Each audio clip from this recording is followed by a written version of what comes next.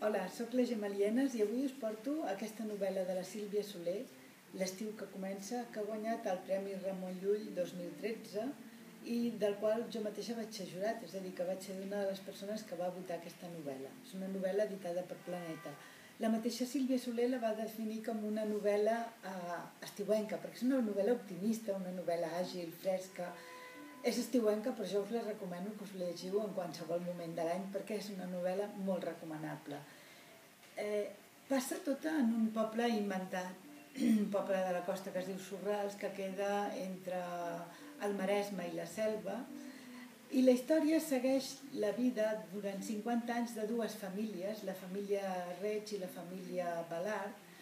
Primer se centra en les mares, en la mare d'una família i la mare de l'altra, i després en el fill i la filla que han tingut cadascuna d'aquestes mares, que tenen vides entrecreuades justament per l'amistat que tenen aquestes mares.